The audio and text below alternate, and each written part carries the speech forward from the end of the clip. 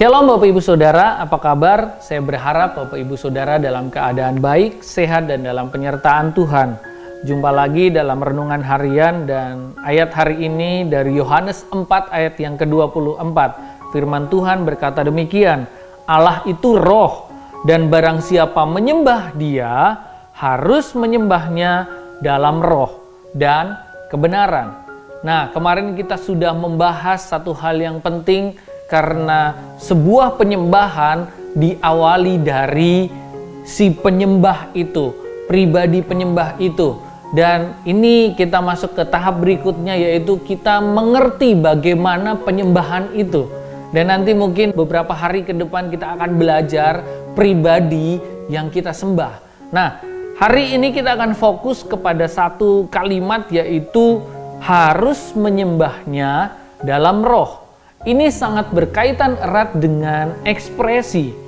Kenapa saya bilang begitu? Karena ketika kita memuji dan menyembah Tuhan dalam ibadah kita, baik di gereja maupun dalam persekutuan pribadi di rumah, nah, ekspresi itu sangat penting.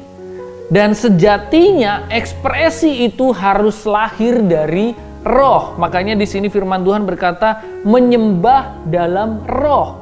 Ekspresinya lahir dari roh. Mengapa demikian? Kita tahu bahwa ternyata jiwa pun bisa berekspresi.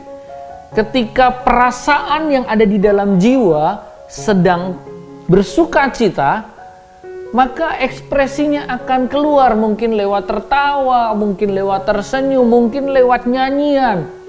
Tetapi ketika jiwa sedang merasakan perasaan yang sedih, mungkin ekspresinya akan berbeda. Demikian juga pikiran kita ternyata juga bisa melahirkan ekspresi, dan juga kehendak ternyata juga bisa melahirkan ekspresi. Nah, jiwa juga bisa berekspresi, namun ekspresi yang lahir dari jiwa itu sangat rentan, sangat tidak stabil, karena kondisi di dalam jiwa akan mempengaruhi ekspresi itu sendiri. Makanya di sini firman Tuhan berkata bahwa menyembah dalam roh, ekspresi harus lahir dari roh, karena roh kita harusnya tahu bahwa roh Allah memelihara kita, dan ekspresi yang lahir pastilah penuh dengan ucapan syukur, dan ekspresi yang demikian itu sangat luar biasa. Karena apa? Lahir dari roh. Dan berbicara menyembah dalam roh ternyata tidak berhenti kepada ekspresi saja.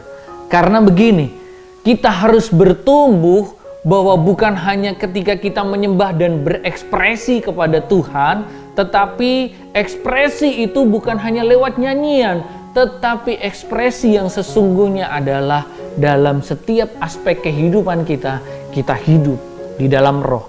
Di sini Roma 8 ayat 9a berkata demikian, tetapi kamu tidak hidup dalam daging, melainkan dalam roh, jika memang roh Allah diam di dalam kamu. Saya percaya roh Allah ada di dalam pribadi Bapak Ibu Saudara. Dan oleh sebab itu kita semua hidup di dalam roh. Dan dalam Galatia 5 ayat 25 firman Tuhan berkata demikian, jikalau kita hidup oleh roh, baiklah hidup kita juga dipimpin oleh roh. Nah, kenapa demikian? Tadi kita tahu bahwa roh Allah tinggal di dalam kita. Oleh sebab itu kita di dalam roh Allah. Dan ternyata nggak berhenti di situ. Ekspresi yang seharusnya muncul dalam penyembahan kita ternyata ketika kita hidup dipimpin oleh roh. Maksudnya gimana? Maksudnya adalah begini. Dalam setiap segi kehidupan kita, pastikan kita hidup dipimpin oleh roh. Karena itulah sejatinya penyembahan yang sesungguhnya. Jadi bukan hanya berhenti kepada ekspresi. Oh ya, saya tidak sedang mendegradasi arti ekspresi dalam penyembahan. Bukan, itu sangat penting. Tetapi kita harus bertumbuh kepada step berikutnya.